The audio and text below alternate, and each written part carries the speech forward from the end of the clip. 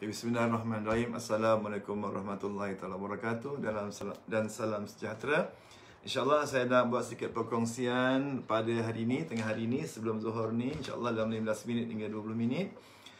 Seperti mana biasa, sebelum kita mulakan kita sharing, kita mulakan dengan umul kitab fazilat yang diakan kepada Rasulullah sallallahu alaihi wasallam, kaum keluarga, sahabat-sahabat baginda, dan guru-guru kita, mak bapak kita, kaum muslimin muslimat, sama ada yang masih hidup dalam dengan dunia, khususnya kepada kaum keluarga kita yang telah karamatullah dan kepada klien-klien kita yang telah karamatullah. Al-Fatihah. Alhamdulillah Rabbil Alamin Ar-Rahmanir Rahim Maliki Yaumiddin Iyyaka na'budu wa iyyaka nasta'in ihdinas siratal mustaqim siratal ladzina an'amta 'alaihim ghairil maghdubi 'alaihim waladdallin. Amin. Okey. Terima kasih siapa yang join ni. Semua terima kasih banyak. Okey. Sedikit ni lah untuk beri sedikit perkongsian ilmu untuk perunding takaful, terutama di grup takaful di kelas dan grup usrah neraka. Dan yang keduanya adalah untuk pada pelanggan atau prospek yang ada kat luar sana lah. Okay.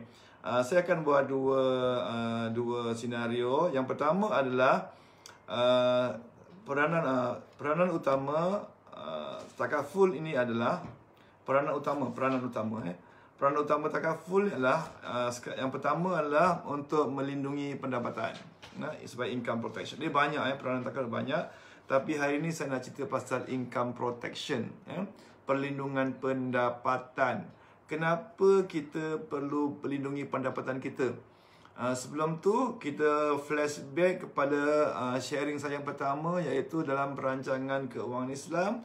Ada line yang pertama yang kita kena buat adalah semua ni termasuk dalam perunding sama ada klien adalah kita kena buat cash flow, aliran tunai. Sekarang zaman PKP ni lagilah kita kena buat perancangan aliran tunai kita atau bajet kita dengan teliti. Debit and credit tu. Cuba dan kita kena menggunakan sepenuhnya kemudahan monetorium yang diberikan. Jangan belanjakan duit tu, tolong jangan belanjakan. Cukuplah dengan shopping online tu, dah lah tu. Jadi duit tu kita invest tempat lain, letakkan tempat-tempat yang selamat. Jadi yang mana sekarang ni jangan expect tu untuk mendapatkan return yang tinggi dalam pelaburan, sebab keadaan ekonomi yang tak menentu ni, yang dengan masih yang macam ni tak mungkin kita dapat buat pelaburan ataupun investment yang dapat good return, terutama dalam property. Okey. Jadi cash flow, sekali cash flow. Okey, cash flow ni debit tolak kredit, pendapatan tolak perbelanjaan akan dapat baki dia berapa. So from the baki kita kena bagi dua, iaitu 30% adalah untuk protect dan the rest 70% untuk reinvestkan balik untuk generate more income, sebab kita tak tahu. So 30% adalah untuk protect. Protect apa? Protect income kita. Kenapa harus protect income kita?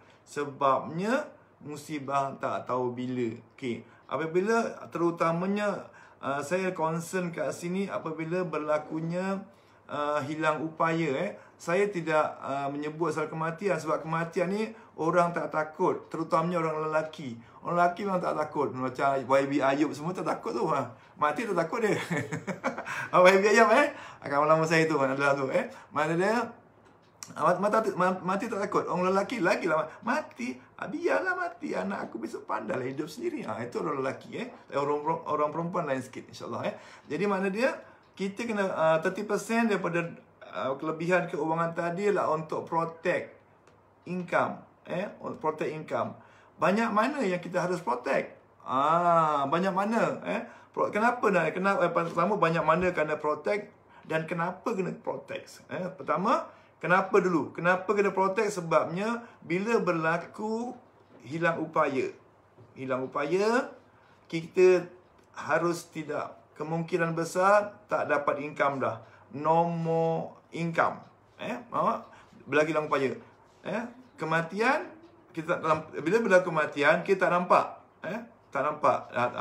Dah mati, tutup ke bumi, selesai masalah. Tak nampak. Tetapi berlaku hilang upaya atau hari tua dan tak mampu bekerja lagi, kita nampak. Anak kita tak nak makan, contohnya nak beli diapers, tak ada duit. Jadi kita ambil.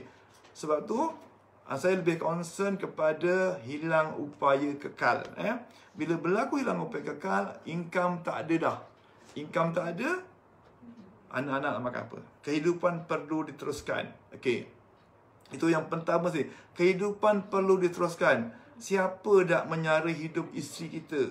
Kalau sekarang ni pula, saya perhatikan ramai zaman sekarang ni, zaman milenium ni, ramai pula saya jumpa yang bekerja bukan isteri tau. Bekerja bukan suami, isteri. Sekarang ni banyak isteri yang bekerja, suami tak bekerja. Ataupun isteri gaji lebih besar daripada suami. Ini be careful. Bermakna bila contohnya isteri yang bekerja, kalau yang meninggal tu suami tak ada masalah. Tak yang meninggal isteri bermasalah. Jadi sekarang ni senario dia adalah sama ada yang hilang upaya atau meninggal tadi suami atau isteri, semua ada masalah. Okey. So kenapa to protect income? Kita ambil hilang upaya, satu, nampak depan mata kita, alamak macam mana nak beli susu anak. Kalau tadi suami yang bekerja, isteri terpaksa kerja yang terpaksa, yang tak mahir bidang dia. Kalau isteri yang bekerja pula, suami tak kerja, lagi susah hati. Okey, makna dia, so mana ada suami dan isteri yang masing-masing bekerja, kena ambil satu polisi yang dia panggil loving couple policy, protects each other. Isteri lindungi suami, suami lindungi isteri. So, nak kira nanti boleh PM saya lah. Okey. Lepas tu, itu kalau makna dua-dua bekerja. Makna dia panggil loving couple ni, suami ambil untuk isteri, isteri ambil untuk suami. Jadi, adalah dia punya benefit banyak kat situ. Okey. Dan yang keduanya, kenapa pentingnya income protection adalah kalau ditakdirkan meninggal dunia. Tadi hilang upaya. Meninggal dunia pula, lagi susah sebenarnya. Bila meninggal dunia, pasangan kita kena meneruskan kehidupan. Okey. Pertama, anak terus kena sekolah. Rumah kena bayar. Kena kita macam biasa. Dan kalau Herman dia pula, aduh, orang handsome lain. Okey, Herman dia calon tu. Okey, mana dia? Okey, maknanya kalau dia panggil suami, keluarga kena meneruskan kehidupan. Yang keduanya, kalau meninggal dunia, hutang-hutang kena bayar. Hutang-hutang yang ditinggalkan kena bayar. Makna bila meninggal dunia, kita hanya tinggalkan, kita hutang, kita kena, waris kena bayar. Dan waris juga kena menanggung kehidupan keluarga yang ditinggalkan. Isu dia adalah, sanggup tak waris kita menanggung kehidupan keluarga yang kita tinggalkan? Yang pertama. Isu yang kedua adalah, sanggup tak waris tadi membayar hutang-hutang kita? Kalau sanggup, Alhamdulillah. Jadi kalau sanggup, tak sanggup, carilah grantor. Grantor siapa grantor? Cari kita orang lah untuk jadi grantor. Bila grantor, of course minta upah. Upah dia apalah? Tak banyak, kena kira. Okey. Jadi, okey, itu. Jadi, banyak mana yang kita protect? Banyak mana yang kita protect? Okey, banyak mana kita protect? Ada dua kaedah. Ada dua kaedah. Dua kaedah pertama adalah kaedah mengira sekurang-kurangnya setahun kehidupan. Banyak mana kehidupan. Contohnya, kos menyara kehidupan kita sekeluarga sebulan RM5,000. RM5,000 mana setahun kehidupan? Mana dia? 5,000 kali dengan 12. Jawapan dia lah RM60,000. Mana kita income protection kita lah hanya RM60,000. Tidak termasuk hutang-hutang. Tidak termasuk kos education anak kita masuk di IPTS atau IPTA. Mana untuk dia survive. Ini merujuk kepada surah Al-Baqarah 240. Iaitu adalah kamu menyediakan setahun kehidupan. Kalau ikut teori yang sebetul, teori perancangan keuangan yang ideal adalah untuk 10 years survival. 10 years survival. Kalau selalunya saya jumpa klien-klien saya, prospek saya advise dia adalah untuk at least 8 years survival. Kenapa 8 years survival? This based on my real experience. Apabila orang hilang upaya, kebanyakan berlaku dia tak boleh bekerja 5 hingga 8 tahun atau lepas tu meninggal dunia.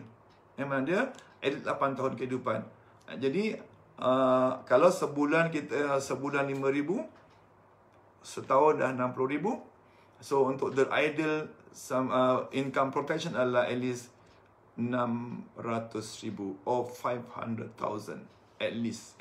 Dan kalau ikut teori investment pula, kita tengok return from investment. Kalau kadar sekarang, kalau kita simpan di tabung haji dengan kadar pulangan 3%, tabungan 3%, lagilah banyak kita kena ada plan income protection. Jadi dah habis masa, lebih 5 minit. Lama-lama orang boring. Jadi boleh ilmu sedikit beri manfaat. Jadi mana dia kenalah. Okey, sebelum saya akhir ini tengok kawan-kawan saya dalam grup sini, dalam saya tengok saya live ni, semua dah ada polisi takaful dan insurans. Okey, advice daripada saya adalah balik ni, buka balik polisi-polisi yang kita ada. Listkan berapa banyak kita ada polisi. Asingkan dulu. Polisi ni ada dua, iaitu takaful dan insurans.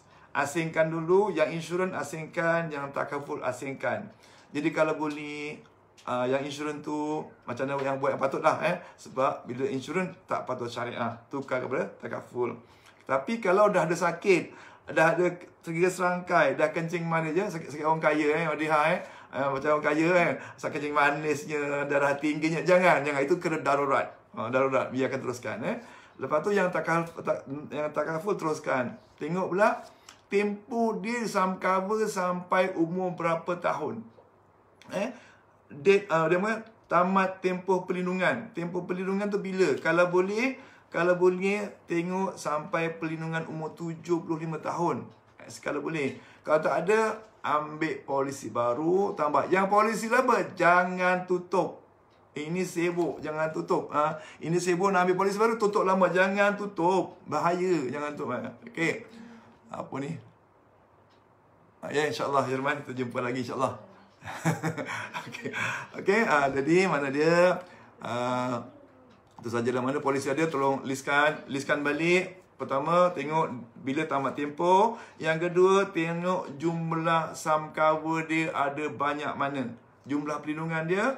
Kalau tak ada, PM saya boleh, insyaAllah. Saya akan terangkan balik. Saya sebab tak ada, sekarang ni depan saya tak ada sampel polisi. Kalau tak boleh saya tunjukkan dalam sini, insyaAllah. Jadi, akhir kata, salah dan silap. Mohon maaf banyak. Mudah-mudahan sedikit ilmu ni beri manfaat kepada semua. Dan mudah-mudahan kita berjaya, sama-sama berjaya dunia dan akhirat.